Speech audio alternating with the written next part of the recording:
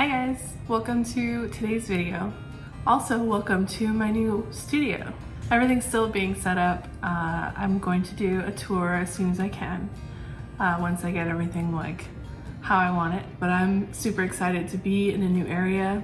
So today I'm going to do an unboxing video. I know you guys have probably seen this brand a lot. I know I've used them before and mentioned them all the time, but Arteza wanted to send me a few of their newer products and some newer stuff to try out. I think it was about 2 years ago when they sent me a box of watercolor papers and paints and stuff like that. And I ended up loving their watercolor paper. I've used all the pads that they sent me. So yeah, I'm really excited to try these out. If you don't know Arteza already, they are a newer brand of art supply. I think they're just like student grade quality, so they're going to be less expensive than a lot of other brands that people mention. But if you're a beginner or somebody who uses a lot of product and can't spend a whole lot of money on fancy paints or anything like that, Arteza might be a good option for you. I know I like using cheaper acrylic paints, especially when I'm working large. And really you can do the same kind of artwork with them, you just need a little bit more of the paint sometimes. So I actually really like using student grade paints and stuff still, even though I have some of the fancier brands. It's just personal preference really. So yeah, let's get started unboxing. First, thank you to Arteza for sending me these products, and I will have a discount code at the end of the video or in the description if you want to order something for yourself. Okay, let's get started. Okay, so here's this giant box they sent me.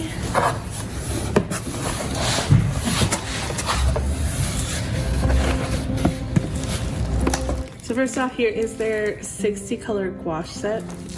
I've never tried out their gouache paints before, so that's gonna be fun. Go ahead and open this.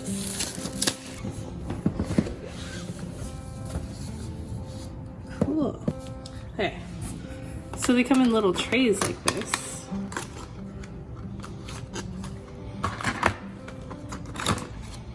Awesome. So this is actually a lot of colors. That's gonna be fun to play with. All right, next up is this 36 pan, half pan watercolor palette. I'm gonna go ahead and open that.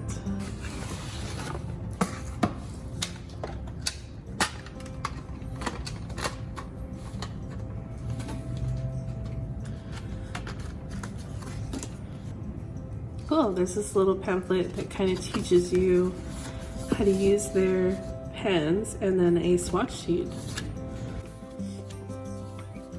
I'll probably swatch this with you guys.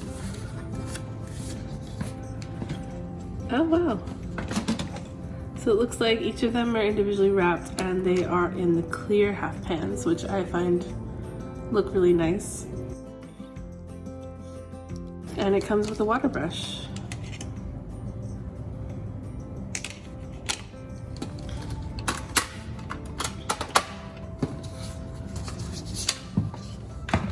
Next up, I got these liner pens.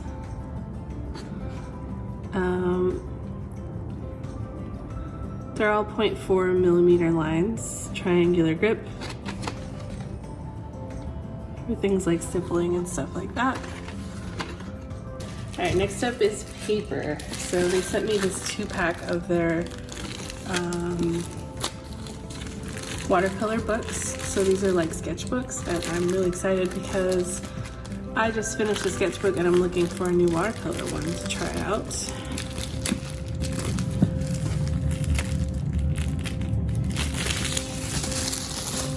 And I'm always trying to find new watercolor sketchbooks.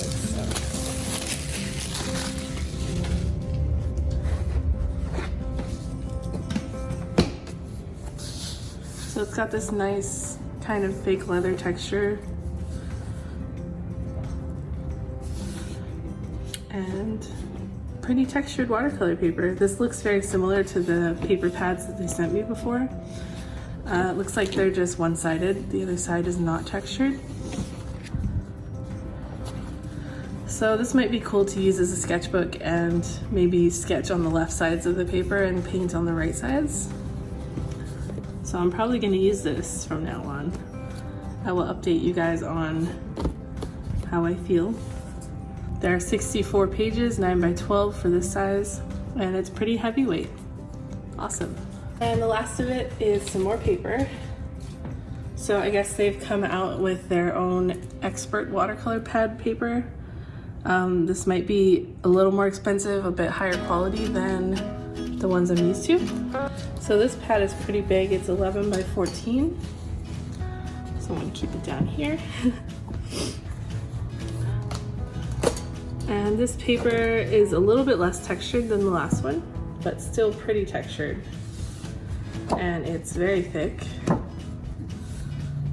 It seems really nice. Let's see. So it's cold press, double-sided, acid-free. And I'll probably do a little swatching right now of the watercolor palette.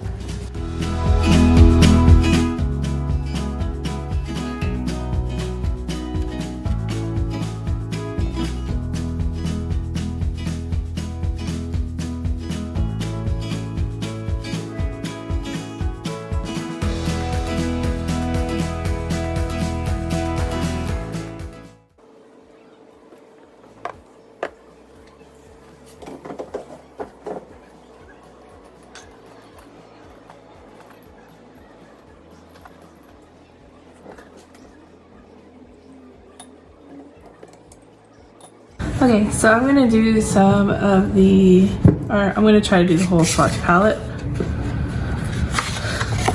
I usually hate doing these because it takes so long and you have to keep cleaning your brush, but it's really useful later on to reference colors, obviously. So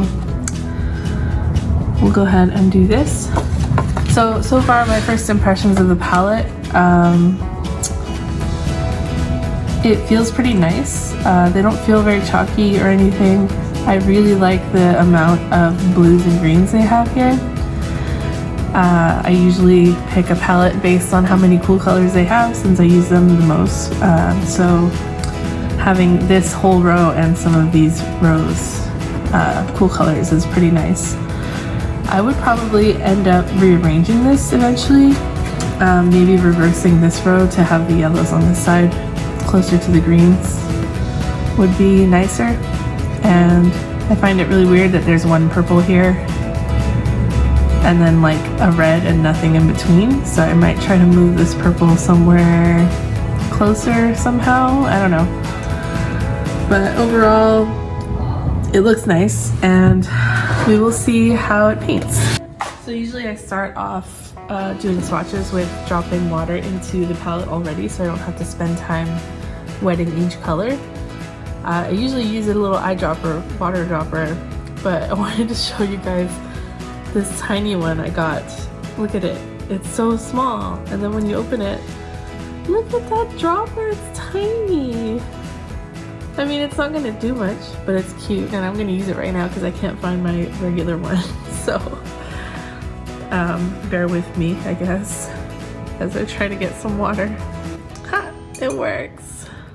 It holds 3 drops.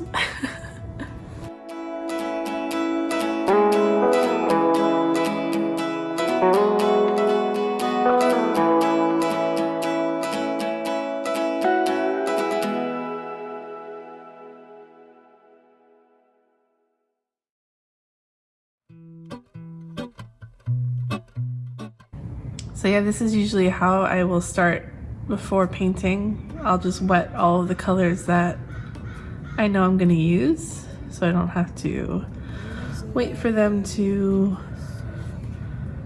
be wet later on, you know. But this helps a lot, especially if you are using like cheaper or less expensive art supplies. Because I know some of the cheaper brands, I don't know if this one does, but some cheaper brands take a lot longer to wet than others. So pre-wetting them will help you out a lot in your workflow, pretty much. All right, so I'm gonna get started swatching.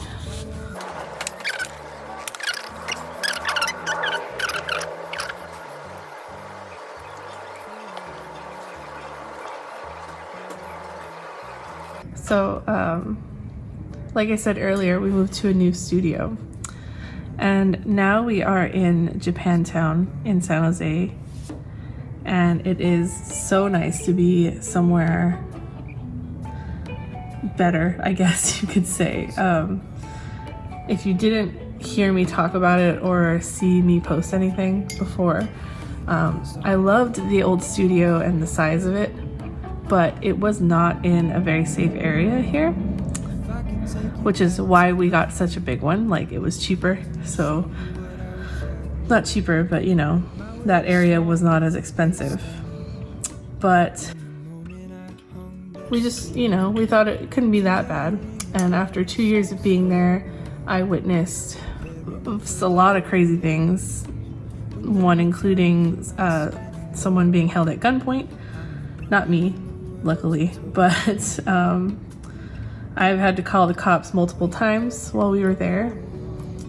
Like stolen cars just being left running, nobody in them, stuff like that. People, yeah, it's crazy.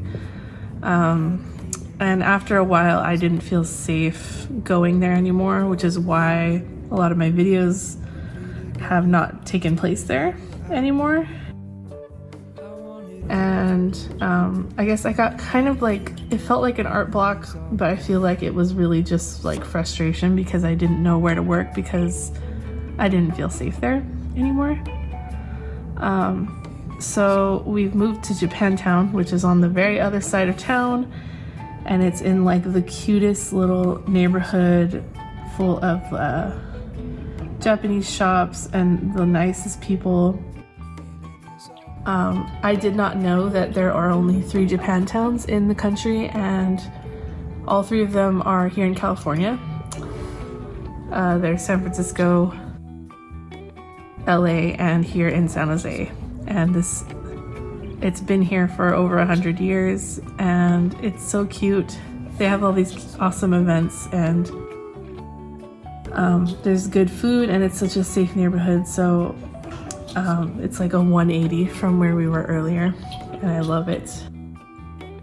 We are located directly next to the Arsenal, which is the local gallery and workshop area and art store. So I can just go next door and buy some art supplies if I need them. And there is a lot of amazing sushi and good food here, which is my favorite food. So yeah, I'm super happy now. We did get a little bit smaller space, but now it's a loft, which is really cool. And we have a roll-up garage door. So Steven took the downstairs so you can do his screen printing, and I took the upstairs loft. So it's really nice having a separate space when you share with people, like a divided space, I guess you could say.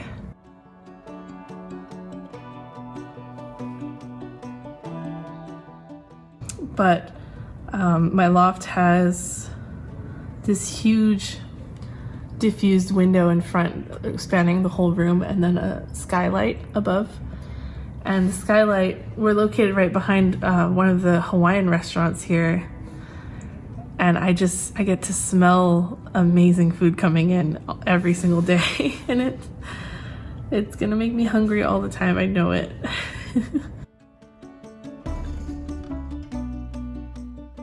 Wow. So these colors are so vibrant. It's really nice. I know I'm getting a little bit more of a concentrated form of these colors because I dropped in the color first, or the water first, but it's really nice. I like it a lot.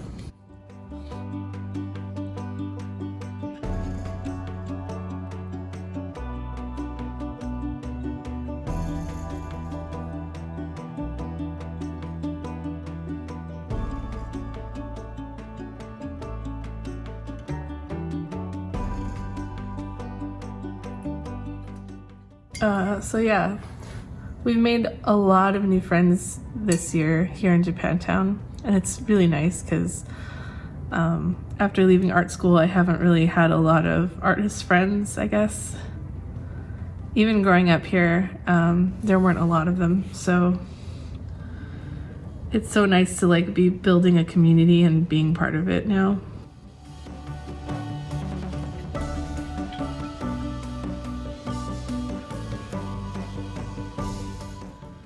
And like all I wanted to do in my old studio was host like sketch nights and workshops, and I never was able to because it was either like too hot, too cold, or not safe, or too hard to organize because, you know, parking is ridiculous over there.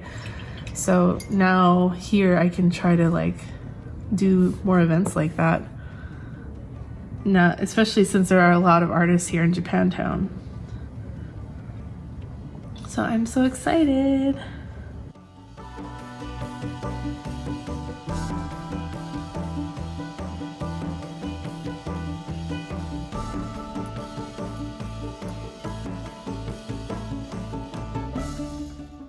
One thing I'm not seeing a lot of in these colors is granulation.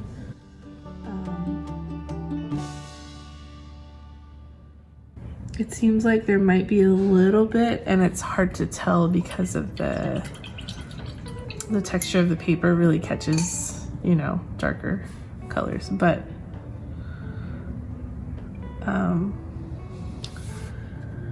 they seem very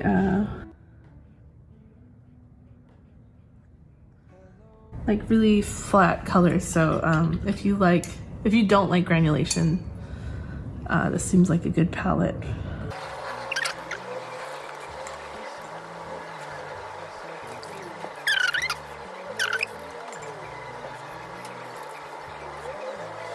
Last week I was in a figure drawing session. It's the first time I've done it since art school, and it was pretty fun. I always find those a little frustrating because I draw pretty quickly. So I always find myself finished early with each pose, especially the long ones. And then I just get impatient. So I was like, oh, I really want to practice figure drawing. And then I went to the class and it brought back memories of art school and just wanting to like leave. And I was like, why am I here? But it's such good practice too. And they have them right next door at the Arsenal. So it'll be really cool to start going to those again and actually, you know, get that discipline again.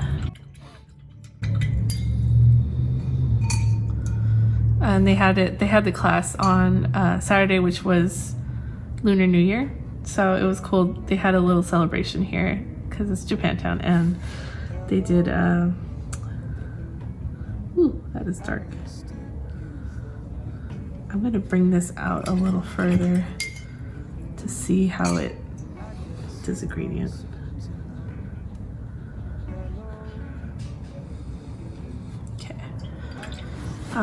But yeah, they were popping firecrackers and dancing and everything. It was pretty fun.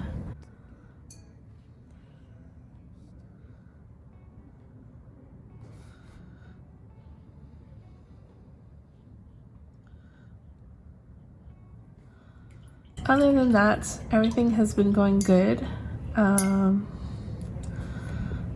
This new year is off to a good start after, you know, finding a new studio and everything. I'm super excited for everything that is to come.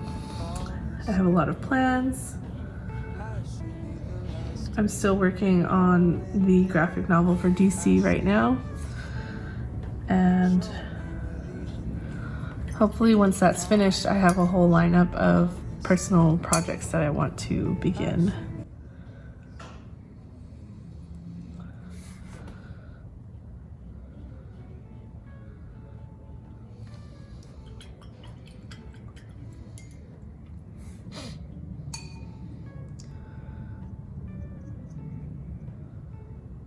And I'm also going to start designing some reusable bags, grocery bags and produce bags and things.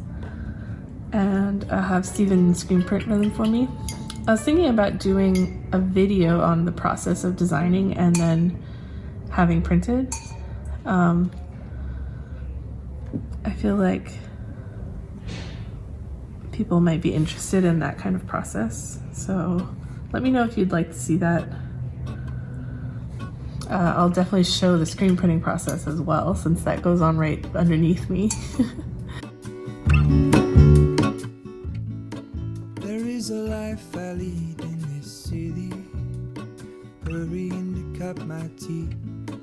I can take. Well, look at that. I'm finished. A lot of it's still drying. So far, it seems pretty nice. There is some granulation going on in these colors here. And we'll probably see more as it dries.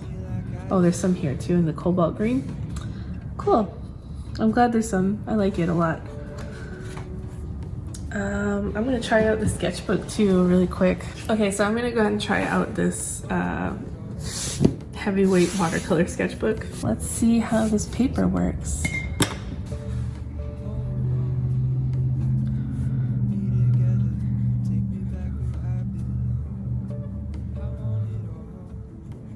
That looks really nice.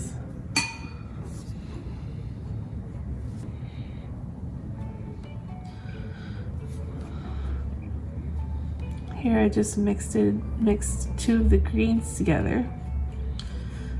Ooh.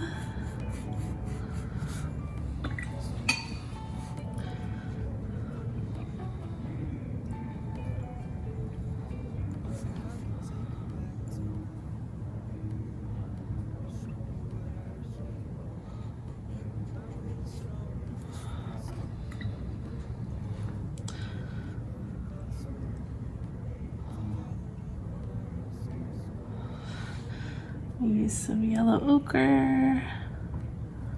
I'm gonna mix it with this green too. Try to get a really nice olive green.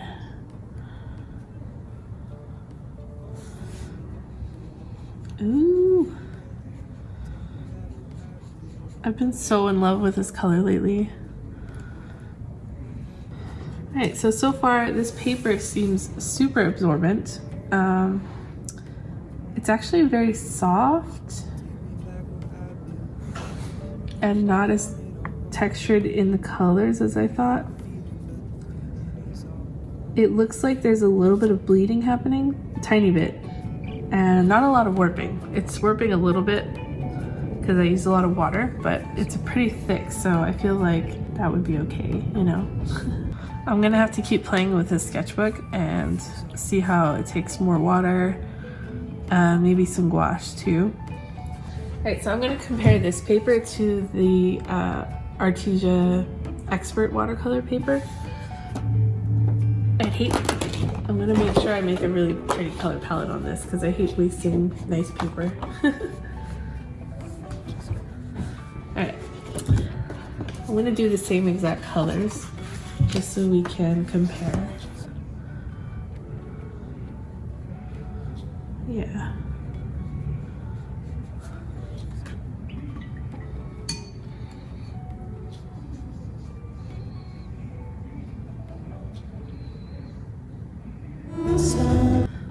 All right. Second one was a mixture of a dark green and a bright green.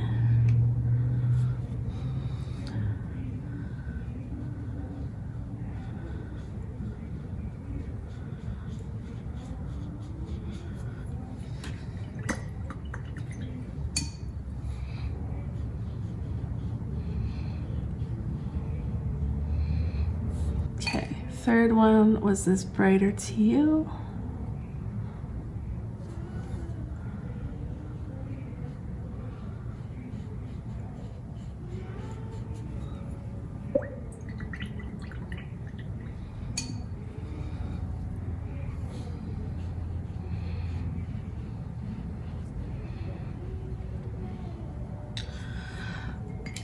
Oh, so last night I actually did a talk at the Adobe headquarters. It was super awesome. The local art magazine, Content Magazine, invited me and another artist to speak at the Adobe headquarters, and we spoke at in a panel along with 2 Adobe employees, and it was so much fun. I was so nervous because I thought it was more of like a presentation kind of thing, and then I realized it was like a panel, like I did one at San Diego Comic Con before, so it was about as nerve-wracking as that was.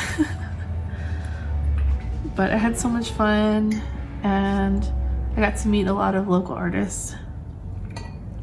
So I'm really grateful that they invited me to that. All right, so just finished the swatches. These ones are mostly dry already, and these ones aren't, so I'll show you once they're dry. They are pretty similar. I think the color ended up being a little bit more vibrant on the expert paper.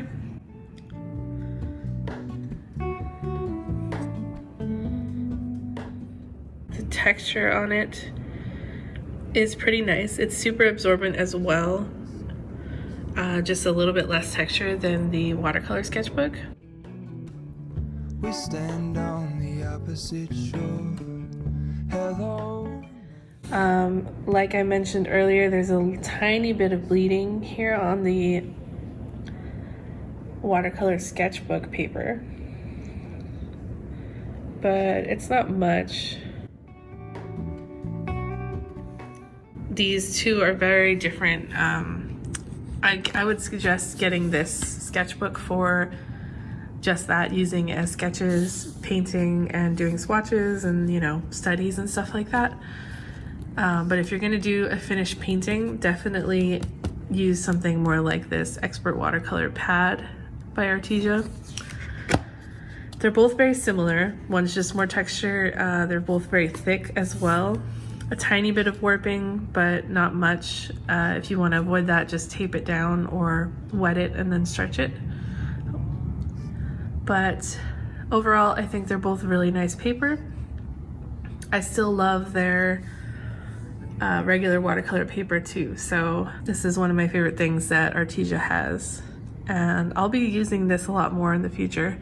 You'll see it in my other videos as well. So, and here is the almost dry swatches. Let's see if I can show you the textures. A couple of them have granulation. Most of them are pretty flat. This indigo has a nice texture to it. Oops, I just smeared it.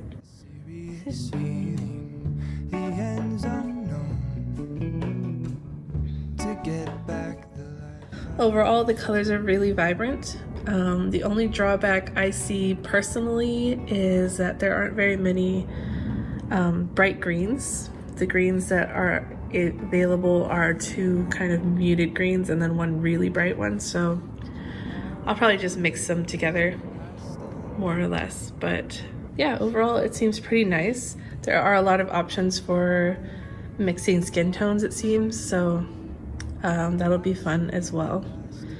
And I'll use this in more future videos too. All right, so thank you to Arteza for sending me these art supplies to try out.